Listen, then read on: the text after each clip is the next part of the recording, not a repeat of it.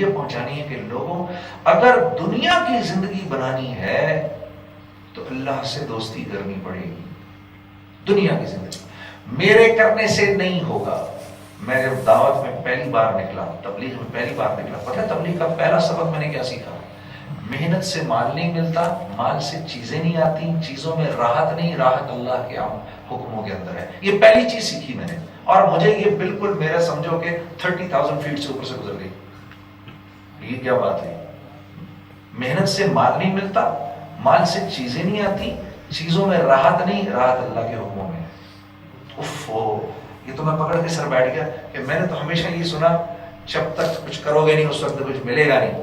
جس کا یہ ذہن بن جاتا ہے نا کہ جب تک کچھ کرو گے نہیں اس وقت تک کچھ ملے گا نہیں, یہ پھر آنے والے وقتوں میں کسی کے بچے کے منہ سے نوالا بھی نکال لیتا ہے باہر. یہ جو منہ سے نوالے نکالتے ہیں نا, جو ظلم ہوتا ہے اس کی بنیاد یہ ہوتی ہے. ورنہ یہ لوگ میری آپ کی طرح اچھے بھلے مسلمان ہیں, لیکن کیونکہ اس بات کو وہ سمجھے میں نہیں ہے اس لیے ان سے وہ چیزیں ہو جاتی ہیں جو مسلمان کی شان کے خلاف ہے. مسلمان تو اس بات کو ذہن میں رکھتا ہے, کریں گے تو اللہ کریں گے. صلح حدیبیہ میں جب صلح حدیبیہ ہو رہی تھی میرے دوستو, صلح حدیبیہ کا تو سنا ہے نا آپ سب لوگوں نے, ہاں, تو صلح حدیبیہ جب ہو رہی تھی تو وہ جو قریش تھے انہوں نے کہا آپ کا آدمی ہمارے پاس آئے گا ہم اس کو واپس نہیں کریں گے, آپ کا آدمی ہمارے پاس آئے گا ہم اس کو واپس, لیکن ہمارا جب آپ کے پاس آئے گا آپ نے اس کو واپس کرنا ہے. اور یہاں محمد رسول اللہ نہیں لکھو, ہم ان کو نبی نہیں مانتے, اگر ہم ان کو نبی مانتے ان سے لڑتے کیوں, مٹاؤ اس کو. تو کون سے صحابہ مٹا سکتے تھے؟ ہم آج کے دور میں کہیں پر محمد صلی اللہ علیہ وسلم لکھے تو ہم نہیں مٹا سکتے عقیدت میں, تو وہ تو صحابہ تھے. اور اللہ کے نبی نے کہا بھی حضرت علی کو, علی مٹا دے, کہا یا رسول اللہ میں تو نہیں مٹا سکتا, کہا میرے پاس لو میں مٹا دیتا ہوں, اس میں ایسی کون سی بات ہے. سہیل بن عمر نے کہا میرا نام سہیل بن عمر ہے اور میں یہ معاہدہ محمد بن عبداللہ سے کر رہا ہوں, محمد بن عبداللہ لکھو. آپ نے فرمایا اس میں ایسی کون سی بات ہے, میں ہوں محمد بن عبداللہ, لکھو اس میں محمد بن عبداللہ, میں عبداللہ کا بیٹا بھی تو ہوں. تو اور پھر ابھی جو تم عمرہ کرنے آئے ہو مدینے سے واپس چلے جاؤ, ہم تمہیں اندر آنے نہیں دیں گے مکے کے, اور اگلے سال آؤ گے 3 دن کے لیے ان اینڈ آؤٹ, اور 10 سال تک اب تم کوئی جنگ ہم سے نہیں کرو گے. اچھا جی, ہم تم سے جنگ نہ کریں, ہم تو پہلے ہی تم سے جنگ نہیں کرے تھے. بدر میں ہم آئے تھے, تم آئے ہمارے پاس. احد میں تم نے چڑھائی کی, ہم نے کی. جنگ خندق میں تم آئے ہمارے پاس, ہم آئے. اور ہم ہی سے کہہ رہے ہو اب جب کہ ہم نے طاقت پکڑ لی ہے, اب جب کہ ہم تمہارے اوپر چڑھائی کر سکتے ہیں, تو اب ہمیں پابند کر رہے ہو کہ ہم تمہاری طرف نہ آئے. چلو یہ بھی لکھ دو پیچھے. تو صحابہ جو تھے نا, صحابہ تو اتنے ایگریویٹ ہوئے کہ جب اللہ کے نبی نے فرمایا نا, سب کو کہا بھی چلو بھائی اب اپنے احرام کھول دو, عمرہ تو ہوا نہیں, اپنے حلق کروا لو. ایک صحابی آگے نہیں گیا اپنا حلق کروانے کے لیے. تو آپ خیمے میں واپس آئے, ہماری ماں حضرت ام سلمہ موجود تھی. آپ نے کہا ام سلمہ یہ میری بات نہیں مان رہے. کہا نہیں یا رسول اللہ ایسی بات نہیں, جذباتی ہوئے, یہ تو آپ کے جاننے سارے, آپ ایسا کریں جائیں جا کر پہلے اپنا حلق خود کریں, دیکھیں یہ آپ کے پیچھے آ جائیں گے. یہ ہوتا ہے تربیت یافتہ عورت کا گھر میں ہونا, اتنا ایسے فرق پڑتا ہے جی. ہماری ہوتی, اللہ معاف کرے ہیں جی, یا رسول اللہ میں تو پہلے ہی کہتی تھی آپ امین پہ اتنا ٹائم ضائع کرتے.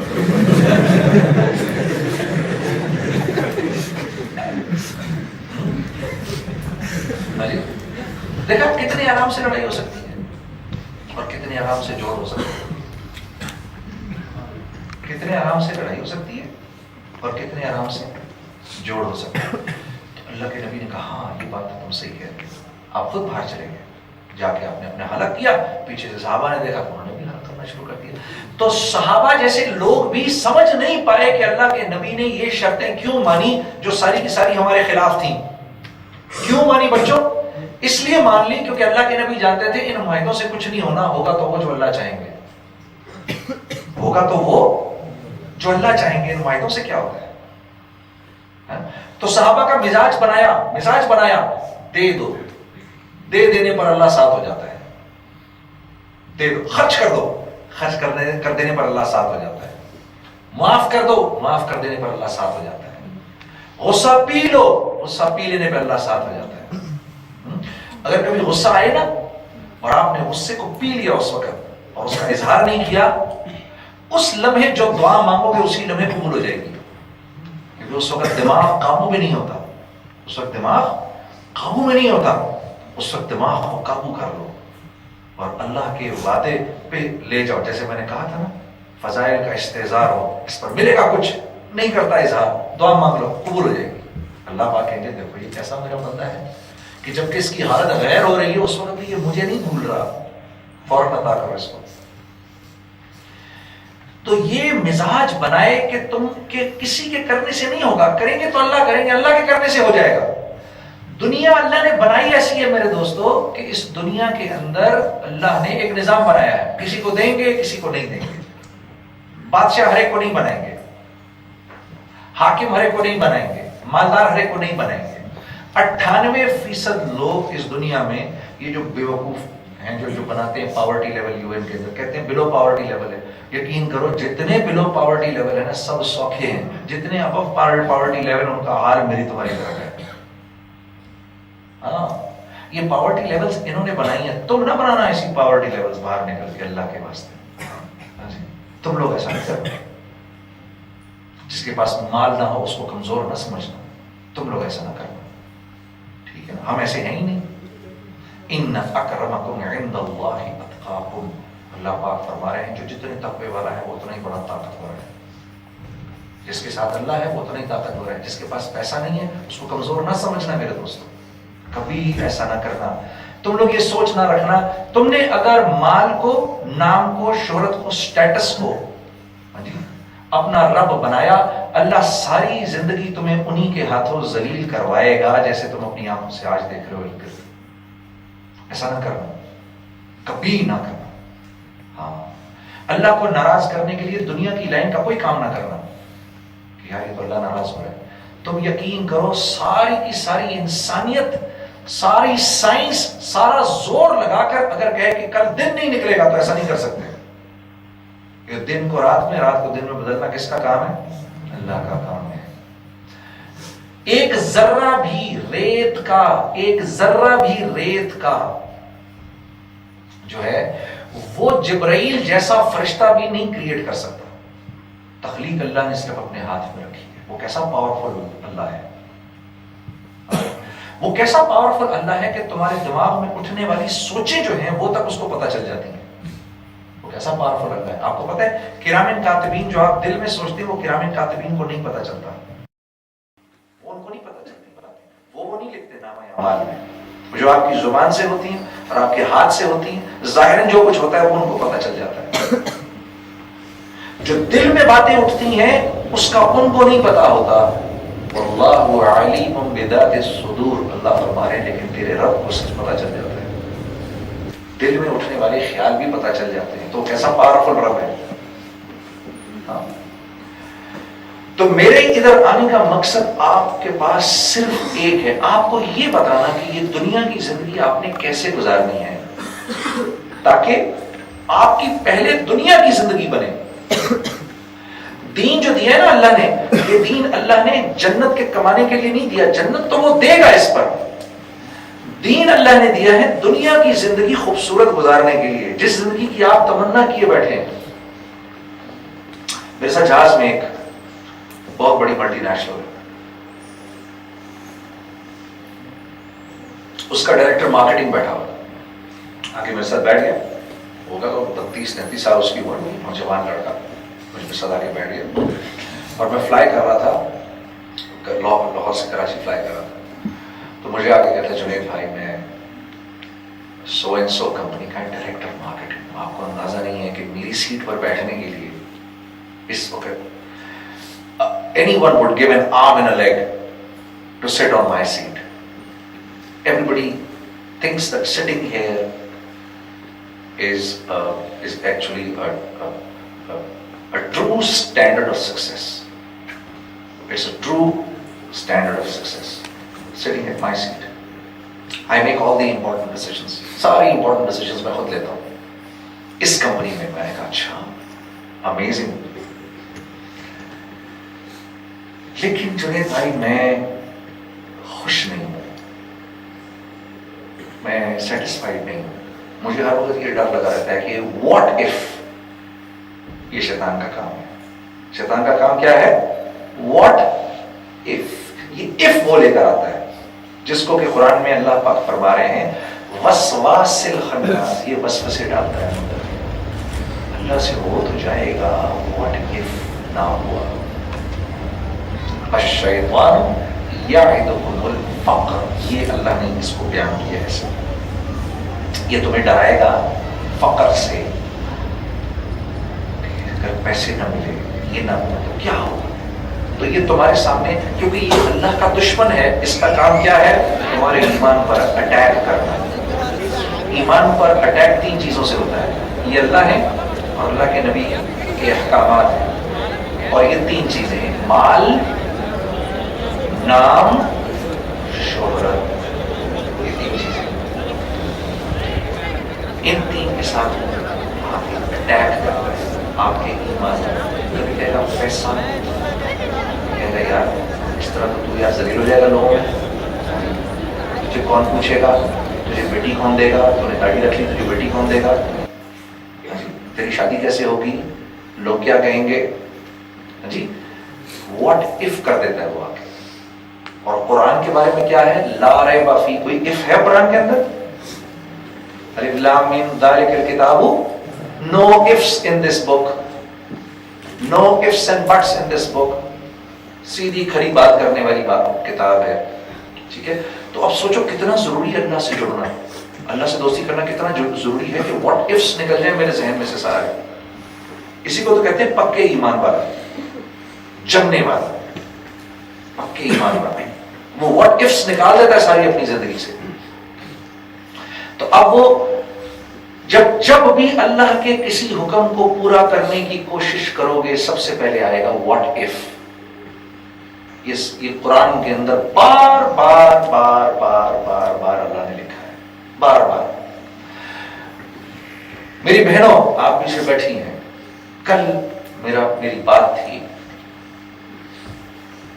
پرسوں میری بات, کل میری بات تھی کچھ ایسی خواتین میں جن کے چہروں پر تیزاب ڈالا جا رہا ہے. ان بیچاریوں کے چہروں پہ تیزاب ڈال دیا لوگوں نے.